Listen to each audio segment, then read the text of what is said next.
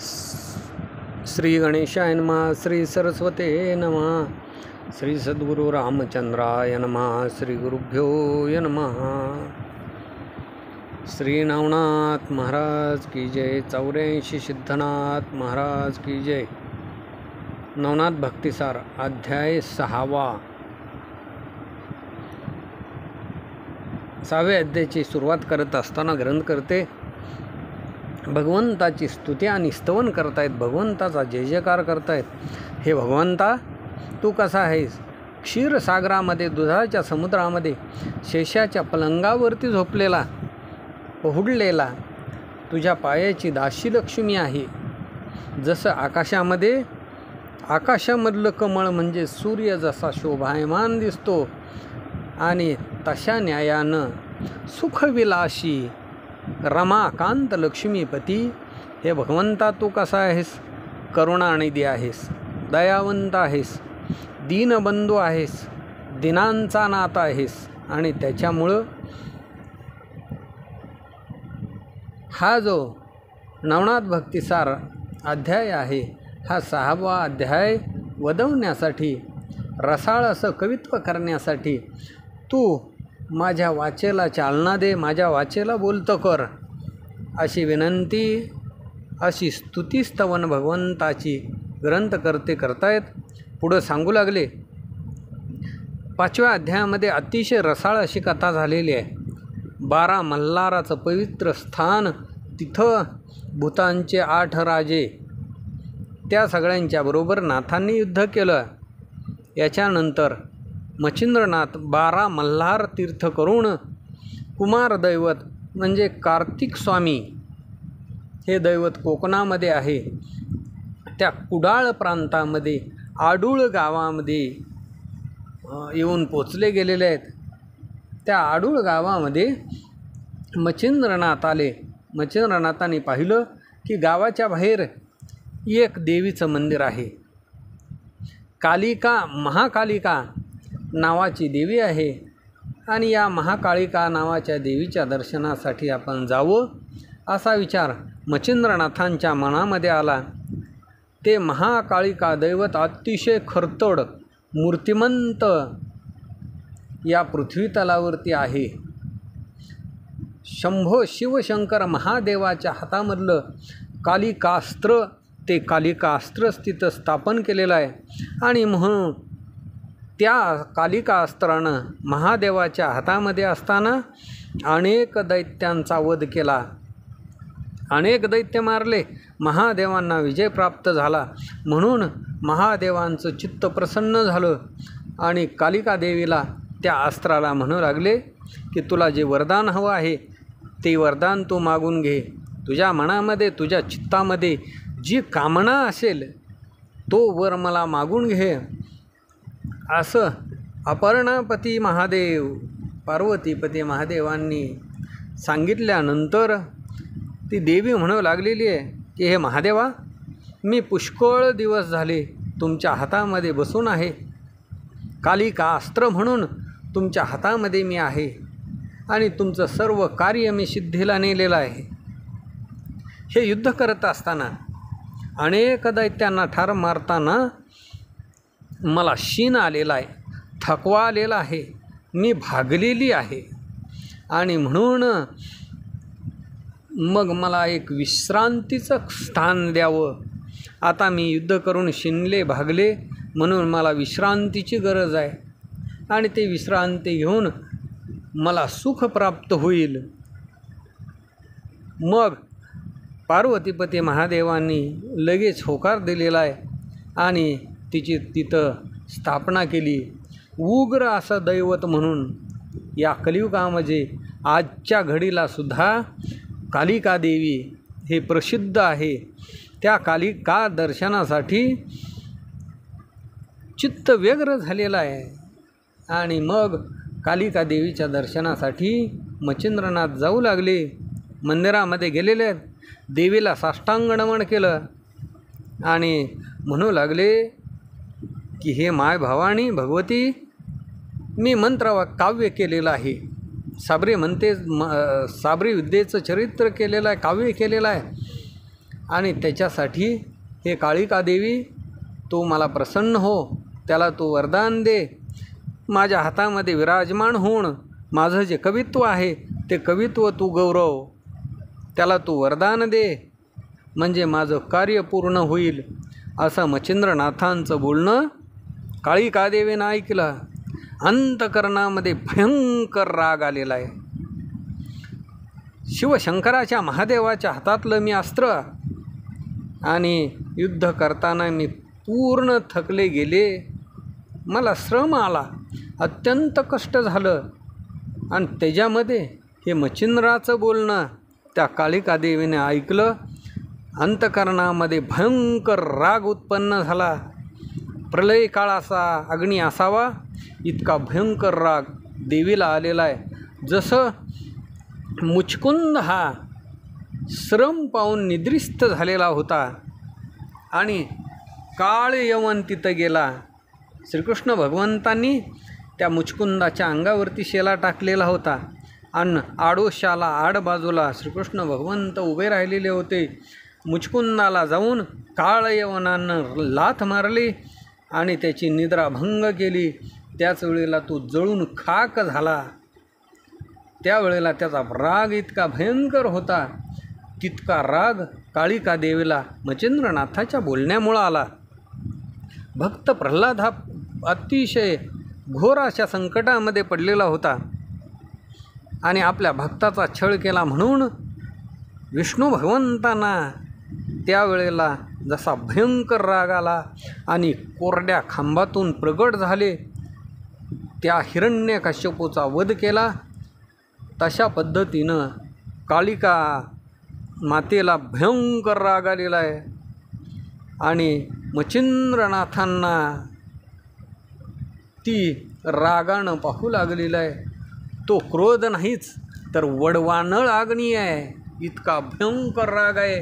आणि मच्छिंद्रनाथ म्हणजे समुद्र आहे आणि वडवानळ अग्नीनं समुद्राचं पाणी प्राशन करावं इतका राग त्या कालिका देवीला आला.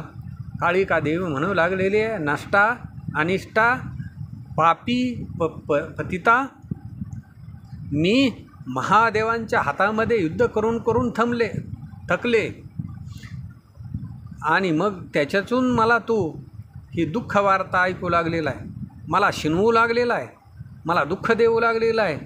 तो कवित्व निर्माण केलं आणि मला वर मागतो आहेस, पण मला हे विघ्न करू लागलेला आहेस. तू दुर्बुद्धी आहेस. मी आपला सगळा भोग सारून युद्ध सगळं निपटून निवांत या स्थानावरती बसले आहे, मी विश्रांती घेते आहे आणि तू मात्र मला शिनवण्यासाठी आलेला आहे. तू मला वर मागण्यासाठी त्याच्यामध्ये गोऊ पाहताय. तू दुरात्मा आहेस. तरी आता माझ्या डोळ्यासमोरून एक क्षणसुद्धा उभा राहू नकोस. डोळ्यासमोरून माघारी फिरता हो, नाहीतर आगळी कशी करणी होईल. मी तुला शासन करीन. मी महादेवाच्या हातामधलं अस्त्र आहे आणि तुझ्या हातामध्ये कसं राहीन मी. काय विचित्र असं मागणं तू मागतो आहेस. एखादं श्रीमंत व्यक्ती आहे आणि त्यानं म्हणले भिक्षापात्र घेतलं आणि भीक मागायला फिरायला लागला, असं कधी होईल का. एखादा पितळेची धातूची अंगठी केलेली आहे आणि त्याला म्हणले काय केलं तर हिरकणी त्याचं कोंदण घातलं गेलं, असं होईल का. तशी तुझीच कामना फुरलेली आहे, तुझ्या मनामध्ये तशी इच्छा निर्माण झालेली आहे. तू परत माघारी फिर आणि माघारी जा, नाहीतर तुला मी दंड करीन. एखादा कावळा आहे आणि त्या कावळ्याच्या घरट्यामध्ये हंसाचं पिल्लू गेलं म्हणले आणि त्या कावळ्याची चाकरी करायला लागलं, असं कधी होईल का. त्याच्यामुळं मी महादेवाच्या हातातलं अस्त्र आहे, मी तुझ्या हातामध्ये कशी बसेन. तू दुराचारी आहेस. मला इथं छळू नकोस. माझ्या मनामध्ये राग उत्पन्न करू नकोस. एखादा श्रीमंत माणूस गरिबाच्या पंक्तीमध्ये येऊन जरी बसला तरी श्रीमंत माणसाला त्याचं श्रेष्ठत्व असतं. एखादा समुद्र आहे, आणि तो समुद्र जरी विहिरींनी बरोबरी करायची म्हटलं तरी ते होऊ शकत नाही. समुद्र विहिरीमध्ये कधी नांदत नाही. दिव्यांची रास आहे आणि त्या दिव्याचं तेज आहे. ते दिव्याचं तेज बाकीच्या काजव्याला मिळू शकत नाही, प्राप्त होऊ शकत नाही. तशा न्यायानं हे मी जे शक्ती अस्त्र आहे ते महादेवाच्या हातातलं आहे आणि त्याच्यामुळं तुझ्या प्रारब्धाच्या योगे करून ते तुला प्राप्त होणार नाही. एखादा पंडित आहे आणि त्या पंडिताला त्यानं काय केलं तर म्हणले मेंढ्या राखणाकडं गेला आणि मेंढ्या राखणाराला ज्ञान विचारू लागला. तशी मूर्खा तुझी अवस्था झालेली आहे. तू दुरात्मा म्हणून इथे आलेला आहेस. प्रतापतरणी प्रताप सूर्य असलेला जो गरुड आहे तो म्हणले काय झाला, क्षीण झाला आणि एखाद्या चिलटाला शरण गेला. असं होईल का? तशा न्यायानं तू इथं आलेला आहेस. मी महादेवाच्या हातामधलं अस्त्र आहे आणि मग मी हे महादेवाच्या हातातलं अस्त्र असताना तुझ्यासारख्या भूताच्या हातात बसू का? तुला याच्यामध्ये बोलत असताना काही शंका कशी वाटली नाही?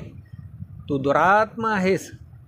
तरी आता काही असू दे, तुझं तोंड इथून लपव, इथून तू निघून जा, नाही तर तुझा आत्ता जीव जाईल. जसा पतंग पाकुळी देव्याला झडप घालते आणि पंखासहित जळून मरून जाते तशी अवस्था तुझी होईल. याच्यानंतर मच्छिंद्रनाथ देवीला म्हणू लागलेलं आहे, पतंग दिव्याबरोबर जळतो तशी माझी अवस्था नाही. माझा प्रताप हा महान प्रतापी आहे. जे सूर्याचं तेज आहे ते सूर्य हा लहान दिसतो पण त्याचं तेज सगळ्या त्रिभुवनामध्ये पसरलं जातं. तशा पद्धतीनं मी तुला माझा प्रताप दाखवीन आणि तुला वश करून घेईन. जसं अर्जुनानं वायुसूत हनुमंताला श्वेतद्वीपाच्या ठिकाणी आपला पराक्रम दाखवला आणि अक्षय ध्वजावरती बसवलं.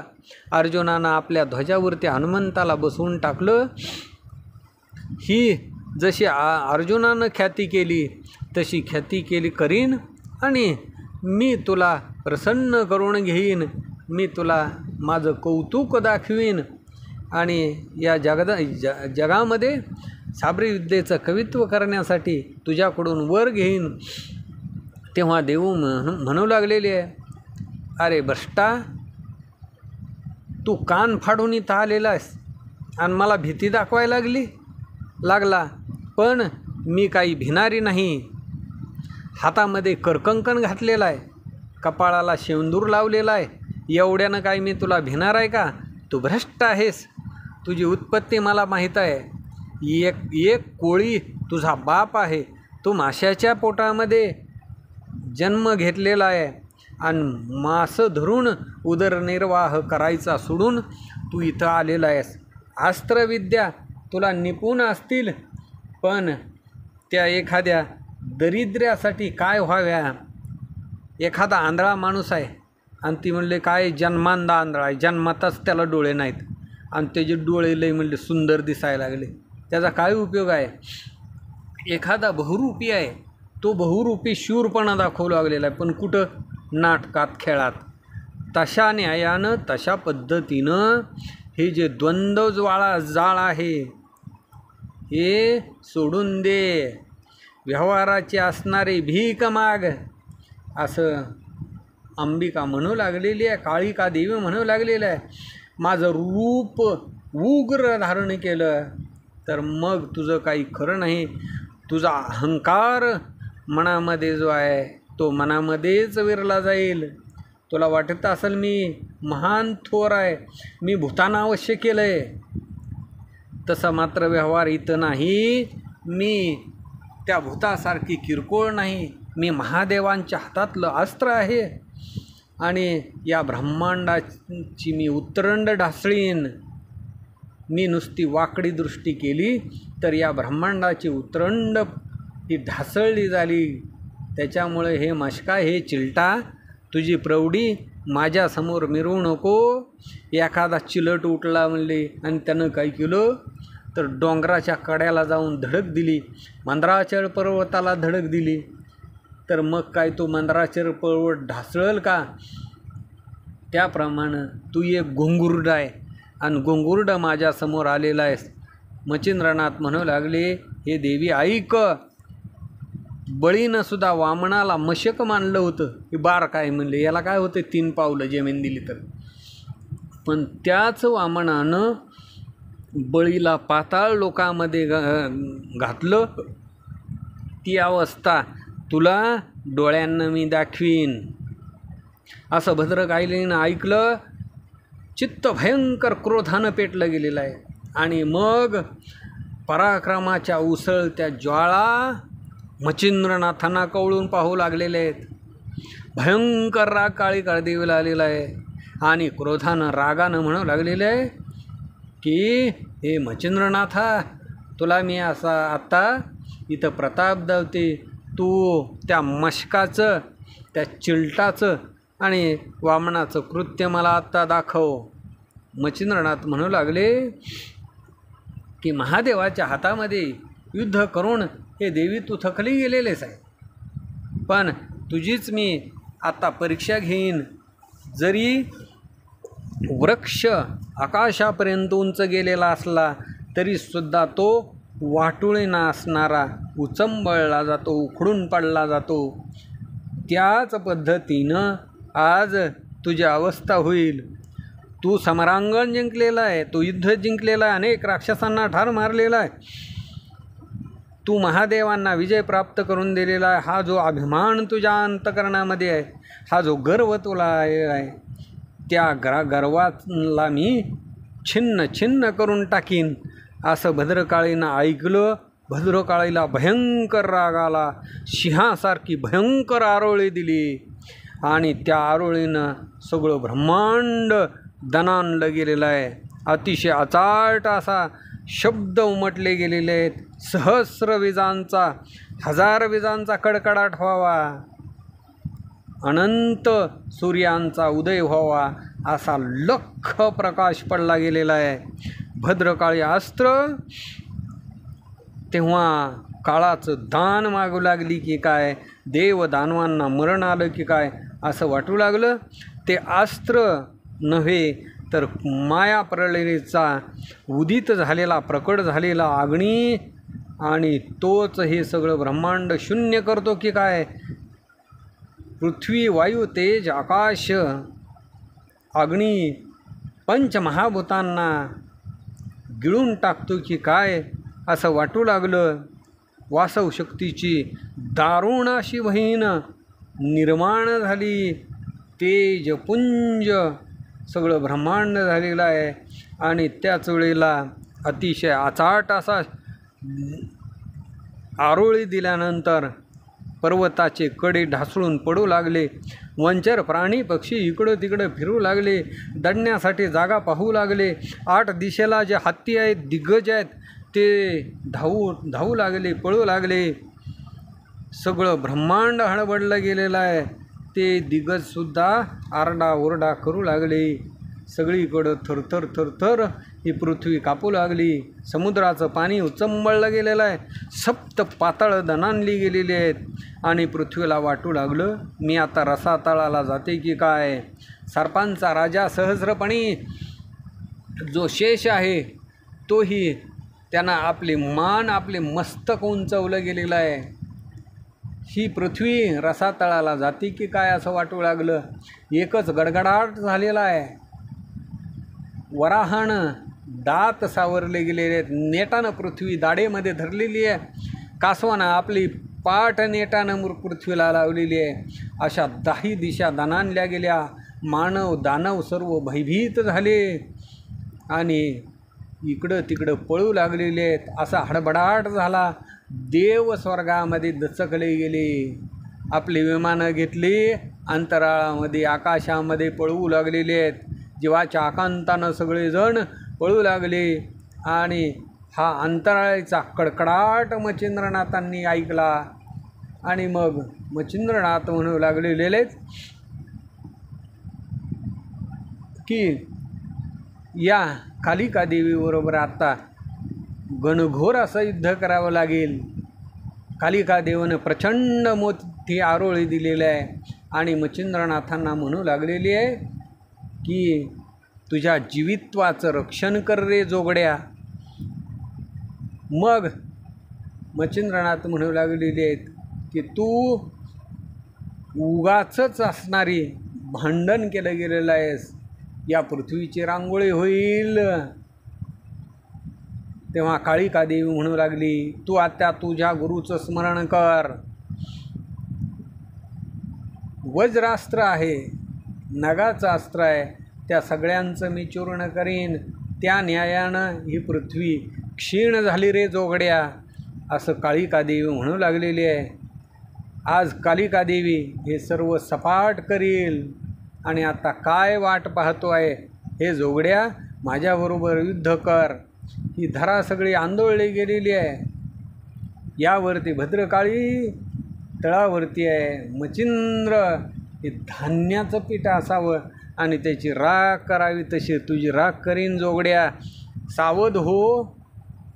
असं म्हटल्यानंतर मच्छिंद्रनाथ म्हणू लागले की हे देवी तू काय बोलते आहेस.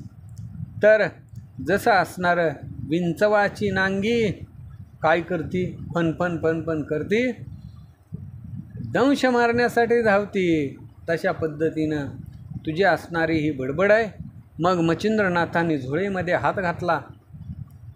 झोळीतील भस्म हातामध्ये घेतलेला आहे आणि त्याच्यावरती मंत्रास्त्राचा जप करू लागलेला आहेत.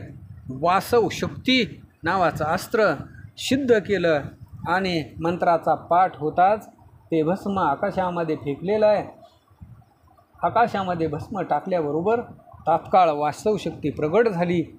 ती वास्तवशक्ती कशी दिसू लागलेलं आहे, ते अस्त्र कसं दिसू लागलं, जसं 1000 सूर्य एकत्र यावे, एखादा भडागणी गोळ उत्पन्न व्हावा, तसं ते कालिका अस्त्र आकाशामध्ये उत्पन्न झालेलं आहे.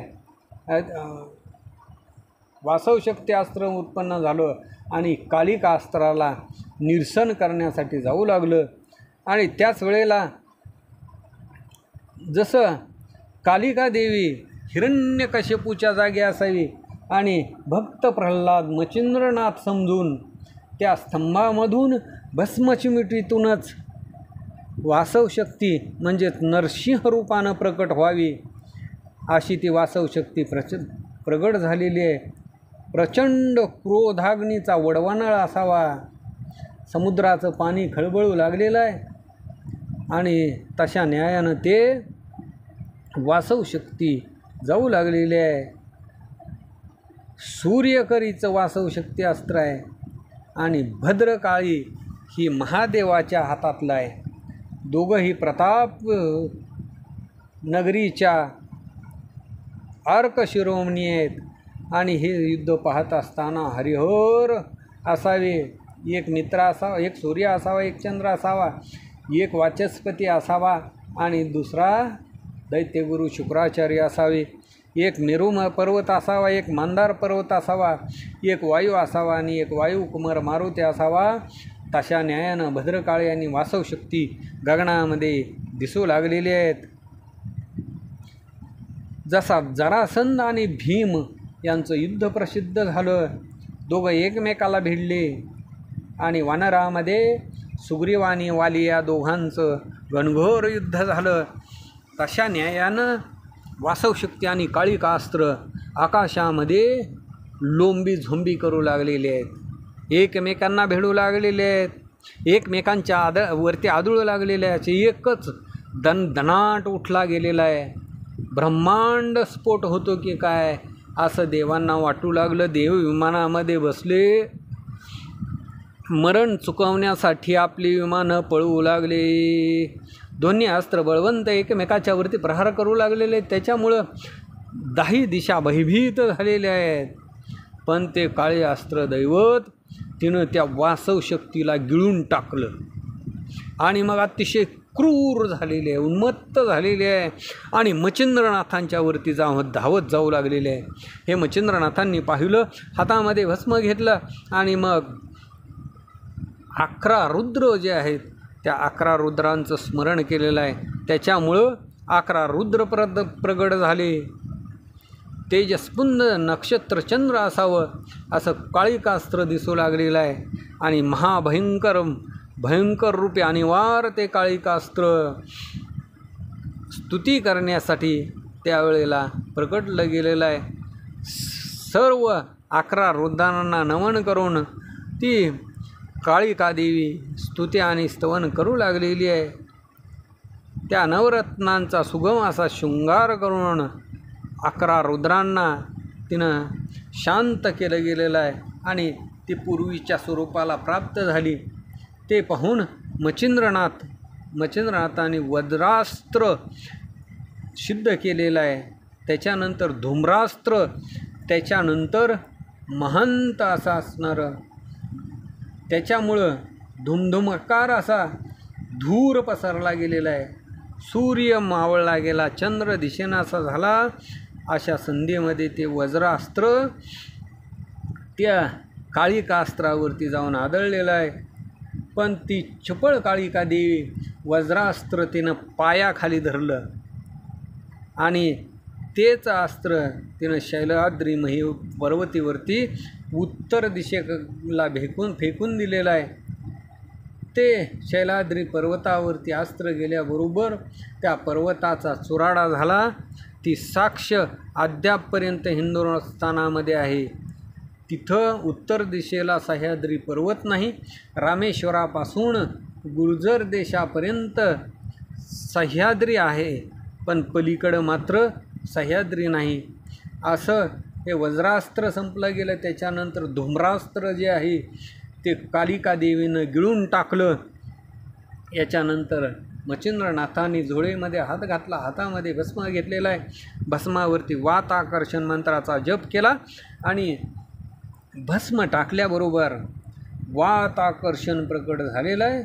आणि मग संजीवनी ही जशी दैत्यगुरु शुक्राचार्यांच्याकडून कचाला प्राप्त झाली, तसं वात आकर्षण अस्त्र मच्छिंद्रनाथांच्या जवळ होतं.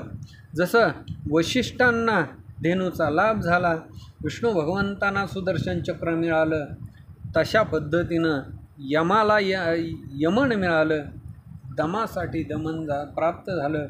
तसं मच्छिंद्रनाथांना ते जे रत्न आहे ते वात आकर्षण अस्त्र प्राप्त झालं. जसं इंद्राला वज्र मिळालं, देवतांना अमृत प्राप्त झालं,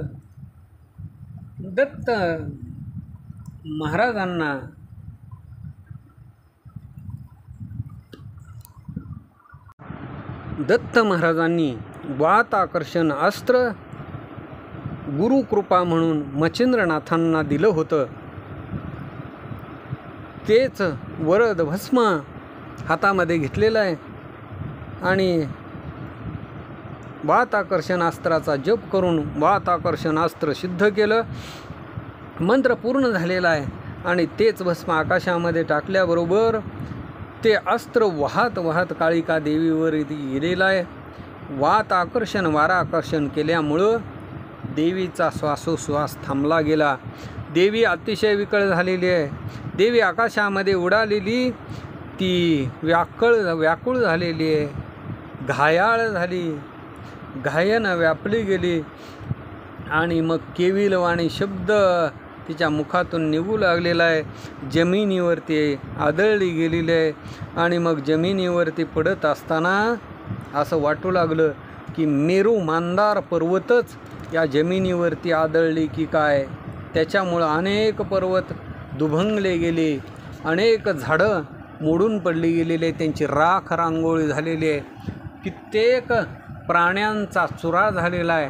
काही प्राणी त्या आवाजाच्या दणक्याने पळू लागलेले आहेत. देव दानव विस्मित झालेले आहे. अशी आवरण व्यवस्था झाली.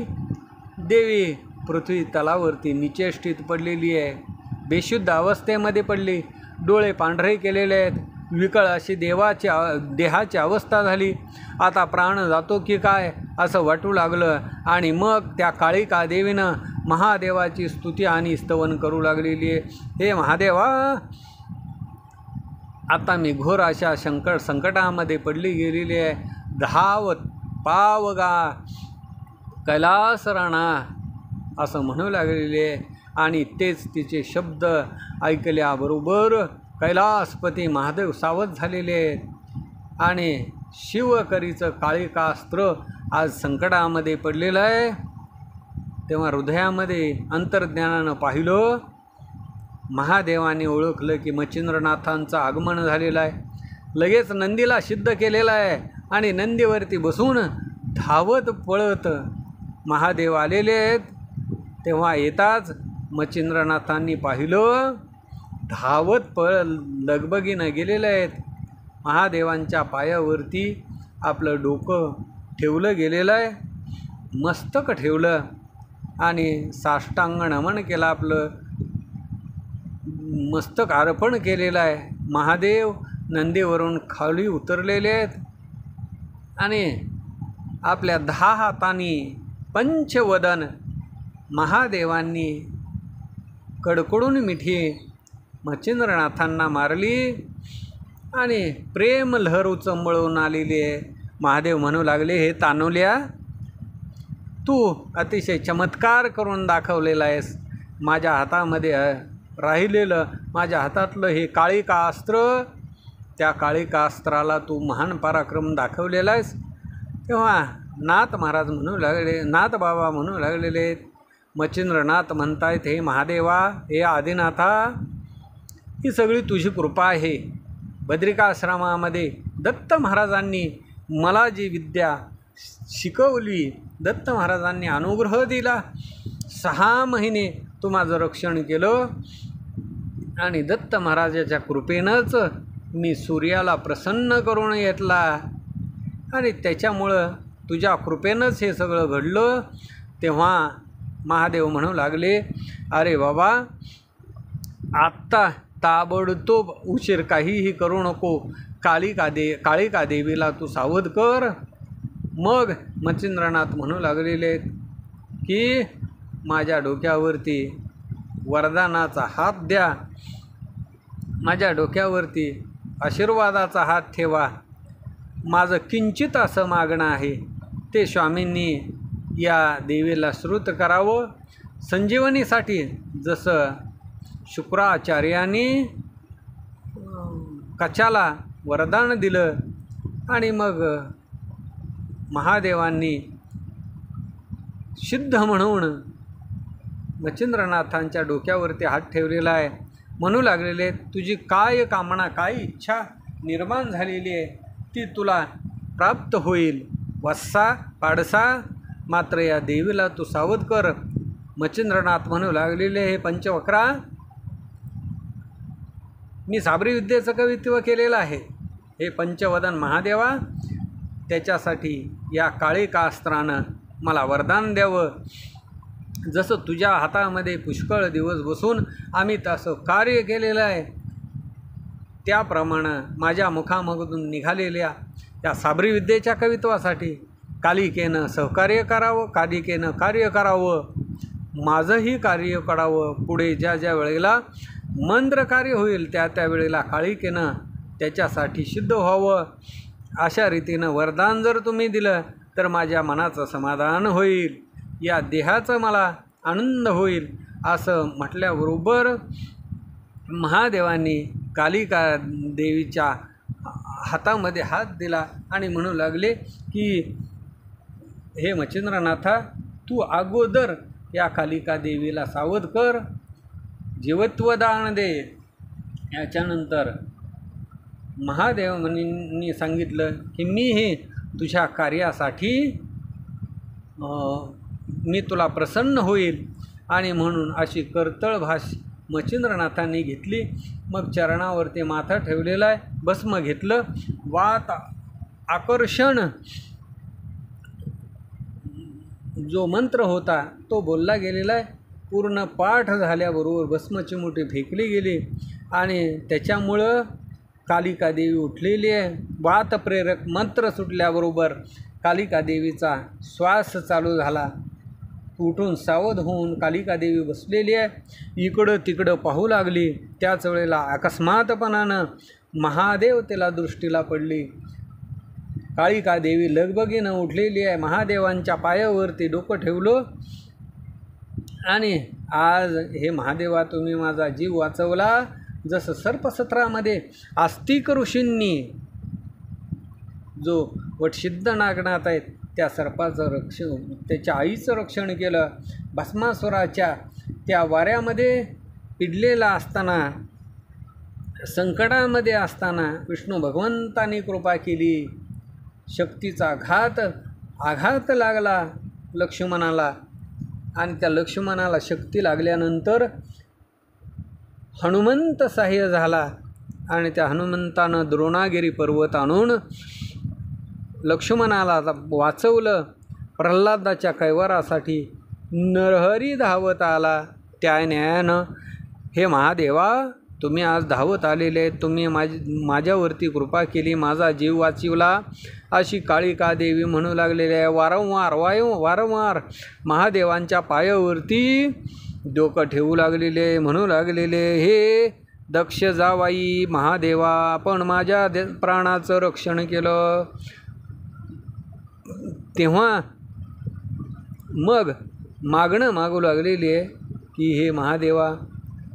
देवी म्हणू लागलेली आहे, हे रुमारमण महादेव म्हणू लागलेले आहेत की हे देवी तू माझ्या हातामध्ये विराजले गेलेलेस आणि म्हणून तू काय कर तर या मच्छिंद्रनाथाला जग उपकारासाठी जसं माझ्या हातावरती बसली तशीच तू याच्या हातावरती बस, हेच माझं मागणं आहे, हे तो कृपा करून द्यावं. असं त्या काळिकेनं ऐकलं आणि गादगादा हसू लागलेली आहे की हे महाराजा तुमच्या पायाची मी दासी आहे, मी तुमची दासी म्हणवते. आणि मग एवढं असतानासुद्धा तुम्ही माझ्याकडं मागणं काय मागता, तुम्ही धाडाल तिकडे मी जाईन, तुमची आज्ञा मज प्रमाण आहे, मला प्रमाण आहे. इतके गुह्य धरून मला दान मागण्याची काय गरज आहे. जसं देवगुरु बृहस्पती आहेत आणि त्यांनी म्हणले काय केलं, एखाद्या मेंढपाळाकडे गेले आणि ज्ञान विचारू लागले तर लोक हसतील. तशा न्यायानं आपल्या पायाची मी दासी आहे आणि मलाच आपण दान काय मागताय. एखादा मृत्यू निवारक अमृत आहे आणि त्या मृत्यू निवारक अमृतानं काय केलं तर म्हणले एखादी कांजी आहे, कांजी, त्या कांजीला जाऊन विनंती करू लागला की असणार जे दुःख आहे, जो रोग आहे, त्या पिढेचं तू निवारण कर. एखाद्या पैशा आडक्या करता महापरीस आहे, लोखंडाला लावल्याबरोबर सोनं करते आणि तो तुकड्या करता कुणाकडं भीक मागेल का. तशा न्यायानं हे अपर्णापती, हे पार्वतीपती महादेवा, हे गौप्य धरून आपण मला माझ्यासारख्या सेवकाला काय दान मागत आहात आपण सांगाल, ती आज्ञा मला प्रमाण आहे. तरी आता असो काही असो, मी स्वामी शब्दाच्या बाहेर नाही, मी स्वामी शब्दाला बांधील आहे आणि म्हणून मी या मच्छिंद्रनाथाला वरदान देईल. आणि मग मच्छिंद्रनाथांना जवळ बोलवलेलं आहे आणि तिला कळवळा आलेला आहे आणि मग म्हणू लागलेलं आहे, हे मच्छिंद्रनाथा, साबरी विद्येचं कवित्व तू केलेलं आहे, जिथं माझं नाव येईल तिथं मी तुला साही होईन. अशा पद्धतीनं मी तिथं तुझ्या उच्चाराबरोबर प्रकट होईन. तुझ्या हातात वचन देऊन भाष्य देते.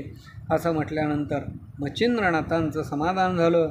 मच्छिंद्रनाथ, महादेव या दोघांना देवीनं 3 रात्र ठेवून घेतलेलं आहे. अतिशय प्रेमानं त्यांचा आदर सत्कार केला आणि मग बोलत असताना मच्छिंद्रनाथ म्हणू लागलेले की हे महादेवा, देवीचा जो असणारा वरदानाचा हात आहे तो आत्ता मला प्राप्त झालेला आहे. मी आता इथून तीर्थयात्रेला निघून जातो. मग मच्छिंद्रनाथ आणि महादेव दोघांनाही देवीनं बोळवणूक केलेली आहे. स्वस्थानाला देवी पोचली. महादेव कैलासाला निघून गेले आणि मच्छिंद्रनाथ तिथून उत्तर पंथानं जाऊ लागले.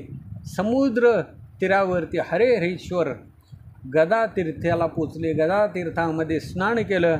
हरेश्वराचं दर्शन घेण्यासाठी तिथून पुढं जाऊ लागले. ही कथा 7व्या अध्यायामध्ये अतिशय रसाळ कथा आपल्याला ऐकायला मिळणार आहे. शिवसूत वीरभद्र जो आहे, महान जेठी प्रतापरुद्र, त्याची आणि मच्छिंद्रनाथांची भेट होईल. त्या वीरभद्राबरोबर आणि मच्छिंद्रनाथांचं दोघांचं घनघोर असं युद्ध होईल. तो प्रसंग 7व्या अध्यायामध्ये आपल्याला ऐकायला मिळेल. आजचा हा जो अध्याय आहे, भावयुक्त अंतकरणानं कालिका देवीची जर पूजा केली, कालिका देवीचं हे आख्यान जर ऐकलं गेलं तर मूठ मारल्याचा जो काही दोष असेल तो दोष सगळा निघून जाईल. पुढं मंत्रपुष्टी बाधा ही काही करणार नाही. आणि कुणी काही दुष्टता केली असेल, मटूकपणा केलेला असेल तर तो राहणार नाही. हे कालिका आख्यान ज्यानं ऐकलेलं आहे, जो कोणी हा 6वा अध्याय ऐकेल त्याला मरणाची भीती बाधणार नाही. हा अध्याय जर दररोज वाचला, दररोज ऐकला तर इतक्या भीतीपासून त्याची सुटका होईल. हा अध्याय ज्याच्या घरी असेल त्याला कधीही पीडा होणार नाही आणि कुणालाही जगामध्ये मूठ मारण्याची जी बाधा आहे ती बाधा होणार नाही.